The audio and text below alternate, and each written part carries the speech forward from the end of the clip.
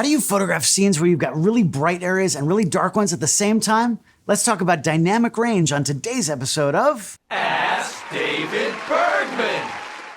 Hey there everybody, welcome back. Here I am, as always, answering your photography questions right here on Adorama TV. If you've got a photo question, you know what to do. Just go to askdavidbergman.com and submit that form on the site. I just might pick your question to answer right here on a future show. Today's question was sent in by someone, and I'm so sorry whoever you are, but I've actually lost your name. It's gone from my email and I can't seem to recover it. But anyway, it's a good question because they wanted to know, capturing high contrast scenes can be challenging. What are some strategies for pushing the limits of dynamic range in my photos? Thanks so much for sending that in, whoever you are. First, let's talk about what dynamic range is. Now, when you take a photo, you set your camera's exposure by adjusting ISO, shutter speed, and aperture, your exposure triangle, or the camera's gonna pick those settings for you if you're using an automatic mode. Either way, you're telling it how bright or how dark you want your image to be. Now, within that exposure, there are areas of the scene that, of course, are gonna be brighter and darker. Usually, you wanna capture all the tones at both ends without losing detail. By losing detail, what I mean is that the dark areas go completely black or the white areas blow completely out to pure white and you can't actually see anything in there. Our eyes and brain do an amazing job of letting us see detail in the darkest and the lightest areas at the same time. Cameras, however, they're not quite that good, at least not yet. There is a limited range of tones a camera can capture and save. Now, I'm not talking about color. Try to separate color from this discussion. We're just talking about the brightness levels, how bright or how dark the image is. Now, for example, in this New York City photo, I can set my exposure so that it looks like this, but I can't see any of the detail in the sky. It's just pure blown out white. And by choosing a darker exposure, I can retain detail so you actually see clouds and even some of the blue color. Now, wedding photographers actually deal with this quite a bit. If there's intricate stitching on the bride's expensive dress, you don't want to overexpose the image because you won't see all of that detail. And I bet they're going to want to see that because they paid all that money for that dress. So the real challenge actually comes when you've got super bright and super dark areas all in the same image. Dynamic range refers to the difference between the brightest and the darkest areas, and since your camera can only capture a limited range, sometimes it's just not possible to get detail in both ends. Now, here's a real-world example.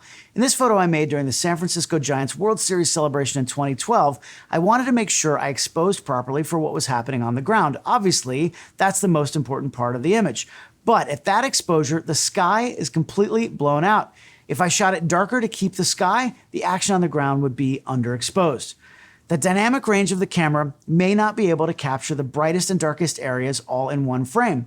Now, we measure exposure in stops, and modern cameras like the Canon R5 Mark II can capture around 14 stops of dynamic range, which is really impressive. But even with all that, it can still be tough to expose for both highlights and shadows in super high contrasty scenes. That's why photographers often talk about wanting more dynamic range in their cameras. So, what can you do about it? Well, if you're only shooting JPEGs, you're kind of limited. JPEGs are 8-bit compressed files, which limits the amount of tonal information that they can store. JPEGs typically display around 8 stops of dynamic range, so even if your camera's sensor can capture more than that, saving to JPEG cuts off a lot of that detail. Now, if you've got a high contrast scene and you're shooting JPEG, you need to make a creative decision when exposing your image. Do you want to keep the detail in the shadows or the highlights? There's really no right answer here. It's up to you and your artistic vision. Now, you could try underexposing and then lightening the shadows in post-production, but with JPEGs, if the detail just wasn't saved to begin with, you can't bring it back. There was never anything there. If you do have some detail, pushing up the shadows too much can introduce noise or weird color shifts, a bunch of other things you're not going to want in your picture. So a better option, if you're shooting JPEG, is to go ahead and shoot multiple exposures at different settings. Now, this is called bracketing, and many cameras even have an auto bracketing mode, which allows you to quickly shoot multiple frames, usually 3, 5, maybe even 7, at different exposure intervals. Now, for example, you can have one correctly exposed frame and then one that's one stop brighter, one that's one stop darker, or 2 stops brighter, 2 stops darker, and so on and so on. The idea is that you're going to capture details in both the highlights and shadows across those different frames, those different exposures. Then you're going to combine them in post-production to get the best of both worlds. Now, this technique is called HDR, or high dynamic range, because you're expanding the image's dynamic range beyond what you can do in a single exposure. One thing to watch out for though, it is easy to over-process HDR, especially when using specialized software that merges images automatically. While some people like that look, I personally prefer a more natural result, something that looks like what my eyes saw at the time. In Photoshop, what I'll do is use layers and manually select which parts I want to be brighter or darker. That's going to give me the most control to make the image look more natural without going overboard. Don't just use HDR software and slide that slider all the way over. You're not going to necessarily like the way it looks. Now in this shot of the University of Miami football stadium, I can layer my darker exposure under the lighter one and then just reveal what I want so that it gets a little bit of subtle detail in the sky. Otherwise, it's just blown out pure white.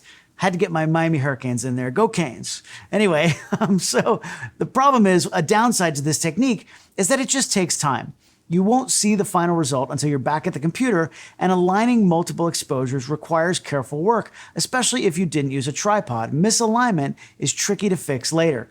Also, this method doesn't really work for fast-moving subjects. In theory, I guess you could shoot a plate of the background and then combine it with the action later, but that's really tough to do well and a whole lot of work you probably don't want to do. So really, for the most flexibility, your best option is to shoot RAW. RAW files capture much more detail than JPEGs, sometimes 2 or 3 extra stops in the shadows and highlights. In post-production, you can then adjust those areas when you do your RAW conversion and recover detail without introducing too much noise, if any. In extreme cases, you could shoot bracketed RAW files and then combine them in post, but that's probably overkill. For most situations, a single, well-exposed RAW file converted properly is going to give you enough range to work with. Now, some people still complain about dynamic range in modern cameras, but remember this, compared to film, we've come a long way. Kodachrome, which was the gold standard for National Geographic photographers, could only capture about 5 to 6 stops of dynamic range. Modern digital cameras more than double that amount, so we're in a much better place than we used to be. But even with all this great technology, my personal opinion is that the best way to handle dynamic range is by learning to read the light and just avoiding extreme high contrast scenes to begin with.